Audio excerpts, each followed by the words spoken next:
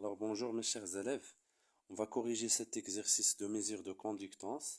Alors cet exercice, il est lancé pour la première année, que ce soit sciences maths ou bien PC, nécessaire c'est scientifique, et même c'est ceux qui ont en deuxième année bac et qui ont euh, des problèmes à utiliser le tableau d'avancement et à travailler avec la conductivité. Donc ici, essayez de suivre s'il vous plaît. Voilà, euh, je vais corriger cet exercice 5. À l'instant t égale à 0, on introduit une masse M égale à 40 mg de carbonate de calcium, MCaCO3, dans un flacon contenant un volume V 100 ml d'une solution d'acide chlorhydrique de concentration C. Lors de la transformation, on remarque qu'il y a produit de CO2 qui est considéré comme gaz parfait. En modélisant la transformation chimique qui a eu lieu par l'équation de la réaction, on a les données, la masse molaire et les lambda, les conductivités ioniques molaires. Comment peut-on mettre en évidence CO2? Donc, bien sûr, normalement pour vous, vous devez lire au moins les trois ou bien les quatre premières questions. Donc, comment peut-on mettre en évidence l'existence de CO2? Donc, on met quoi? On met l'eau de chaud. L'eau de chaud. Donc, si elle trouble, c'est l'eau de chaud trouble, alors on a quoi? On a présence de quoi? De CO2. Donc si l'eau de chaud ne se trouble pas, donc on n'a pas la présence de CO2.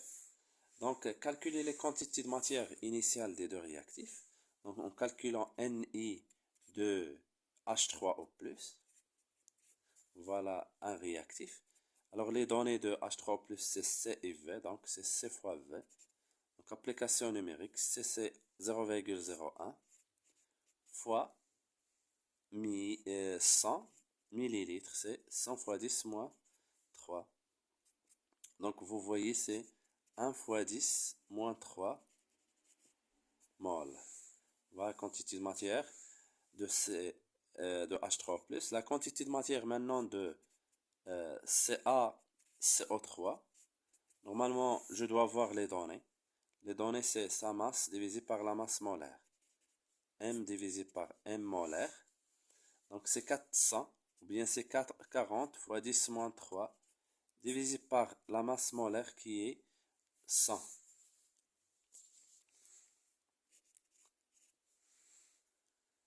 Donc, vous voyez, on va voir comme résultat, voilà, on doit faire la calculatrice. Donc, c'est 4 fois 10 moins 4 mol. On va simplifier 0 avec 0. Ça, c'est 10 moins 4 mol. Voilà, Ni de CaCO3. Alors, construire le tableau. Construisant le tableau d'avancement. Bien sûr, le tableau, il faut apprendre à dresser le tableau. On va l'utiliser. C'est 5 cases. 1, 2, 3, 4, 5. Bien sûr, c'est équation de la réaction, état, avancement. Il faut que vous écrivez ça, quantité de matière en, en mol. Bien sûr, c'est l'état initial, état intermédiaire et l'état final. X égale 0, x max. Bien sûr, l'équation de la réaction, c'est quoi l'équation, s'il vous plaît? C'est CaCO3 plus 2H3O+. Donc, CaCO3 plus 2H3O+, qui donne quoi, s'il vous plaît? CO2. Alors, voyons voir, c'est CO2 plus 3H2O plus Ca de plus. Alors, remplissons le tableau d'avancement. Bien sûr, ici, c'est Ni qu'on vient de calculer. Ni, ça c'est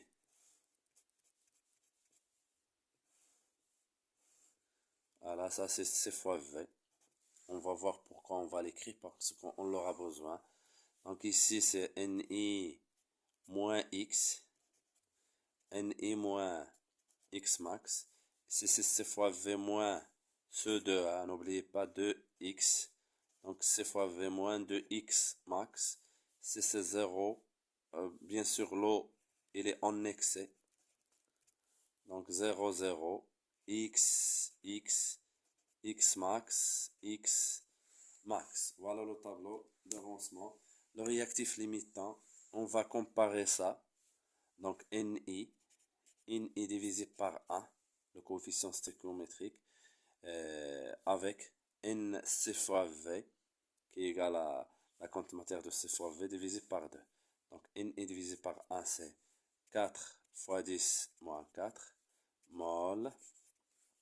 Et ce C fois V divisé par ce 2, le coefficient stoichiométrique, c'est 1 fois 10 moins 3 divisé par 2.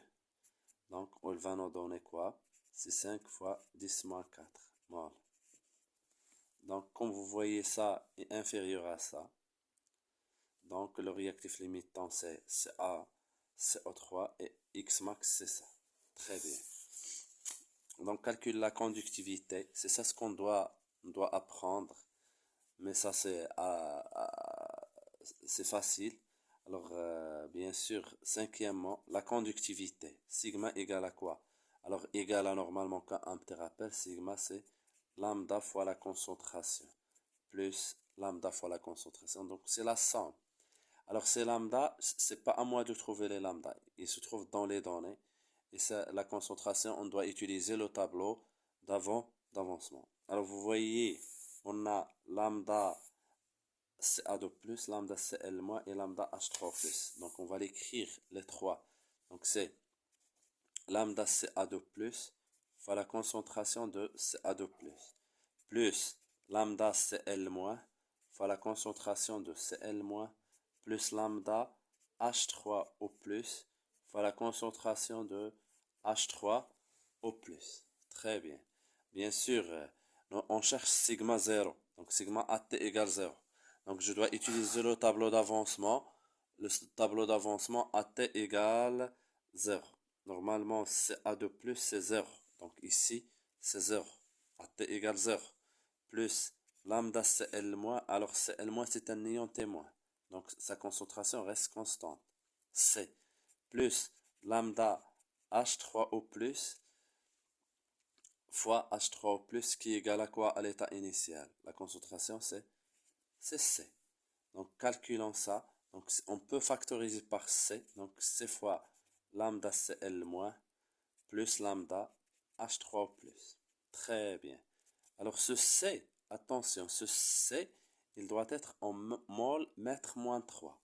Donc, ici, normalement, ici, on a 0,01 et on doit multiplier par 10 à la puissance 3 pour la convertir en mol mètre moins 3 parce qu'il est en mol litre moins 1. Alors, lambda CL-, regardons, c'est 7,5 fois 10 moins 3, plus lambda H3+, c'est 35 fois 10 moins 3. Ici, c'est 35, s'il vous plaît. C'est 35. Si on fait une calculatrice, on va calculer ça, on va trouver qu'il est égal à 0,425 Siemens mètre moins 1. Voilà l'expression de sigma, ou bien la valeur de sigma à l'instant 0. Alors maintenant, on cherche à établir l'expression à l'instant t. L'expression à l'instant t de sigma. Alors qu'est-ce qu'on va faire, s'il vous plaît? Toujours sigma égale à quoi? Sigma, c'est lambda CA2+, fois la concentration de CA2+, plus plus lambda Cl- fois la concentration de Cl-, plus lambda H3O+, fois la concentration de H3O+. Alors maintenant, je dois utiliser le tableau d'avancement, et doucement s'il vous plaît. Donc ici, on travaille à l'instant T. Alors, voyons voir s'il vous plaît, à l'instant T pour nous, c'est l'état intermédiaire. Donc on doit travailler à l'état intermédiaire. Donc CA2+, un petit rappel s'il vous plaît. Regardons s'il vous plaît ici. La concentration d'une espèce chimique X égale à la quantité de matière de cette espèce divisée par V. Et cette quantité de matière, il est déterminé d'après le tableau d'avancement. Donc ici, qu'est-ce qu'on a? La concentration de CA2+ à l'état intermédiaire. Donc la concentration, je vais l'écrire. Et d'après, pour que tout le monde suivra, et d'après le tableau d'avancement, la concentration de CA2+ égale à quoi? C'est la quantité de matière de CA2+ divisé par V. Ça, c'est d'après le tableau à l'état intermédiaire. Voilà. Regardons s'il vous plaît. CA2+ à l'état intermédiaire, c'est X. C'est bon. Donc, je vais l'écrire. Je vais écrire que, donc, c'est X divisé par V. Alors, bien sûr, la concentration de Cl- égale à N de Cl- divisé par V. Et ce N de Cl-, c'est C fois V divisé par V. Parce que c'est un néant témoin. Il n'intervient pas dans l'équation. Donc, il va nous rester C. Alors, H3O+, égale à N de H3O+, divisé par V. Et ce N de H3O+, c'est ça. Bien sûr, on travaille à l'état intermédiaire. C'est C fois V moins 2X. C fois V moins 2X. Je vais l'écrire. Donc, c'est C fois V moins 2X divisé par V. Alors, on sépare le numérateur par rapport au dénominateur. On aura C fois V par V moins 2X par V. Donc, V avec V, il va nous rester C moins 2 sur V fois X. Voilà la concentration de H3O+ à l'état intermédiaire. Donc, remplaçant dans cette expression. Donc, on aura sigma T égale à quoi, s'il vous plaît? Donc, c'est lambda CA2+, fois quoi? Fois CA2+. Alors, CA2+, c'est X divisé par V. Alors, plus lambda CL- fois quoi? Fois CL- qui est égal à C. CL- C. Plus lambda H3O+, fois H3+, qui est égal à C, moins 2 sur V, X. Donc, très bien. Alors, je reprends cette ligne, sauf cette fois-ci, je vais développer les calculs ici. Donc, on aura lambda CA2+, fois X divisé par V, plus lambda CL- fois C, plus lambda H3+ fois C, moins lambda H3+ fois quoi? Fois 2 sur Vfx. Donc, qu'est-ce qu'on va faire, s'il vous plaît? C'est de suivre. C'est intéressant. Alors ici, entre ces deux, je vais factoriser par C. Donc, on aura C facteur de quoi? Lambda CL- plus lambda H3O+. Très bien. Et entre les deux qui restent, je vais factoriser par X. Très bien.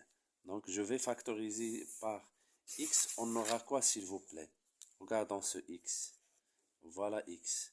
Donc, voilà X. Donc, ici, il nous reste quoi? Regardons, c'est par V. Ici, par V. Donc, je vais écrire le tout par V. Ici, c'est lambda CA2+. Ici, il va nous rester moins de lambda H3+. Très bien. Et voilà. Si je fais les calculs, je remplace ce que vous devez apprendre, s'il vous plaît, et vous faire attention. Ça, c'est déjà fait dans l'exercice. La question précédente, ça, c'est 0,425. 0,425. Plus. Alors, je ne fais pas de conversion ici. C'est lambda CA2+. Lambda CA2+, c'est 12.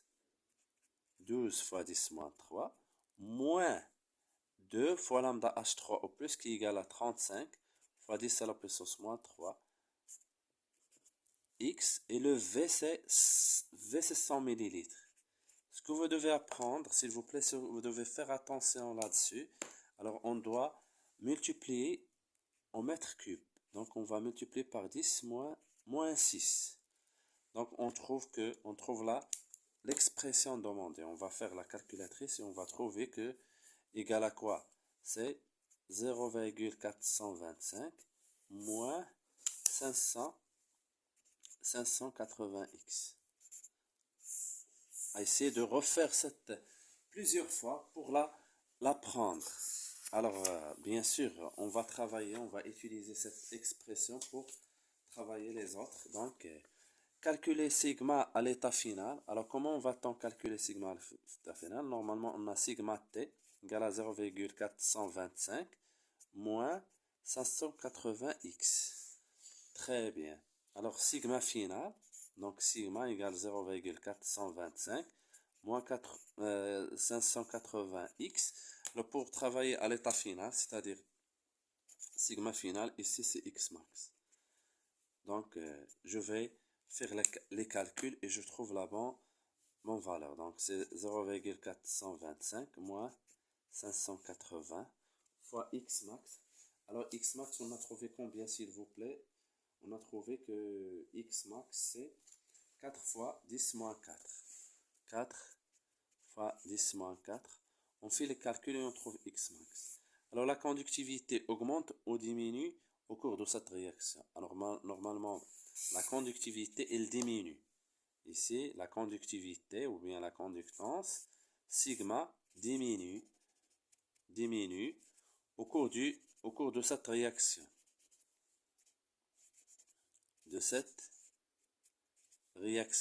Pourquoi, s'il vous plaît?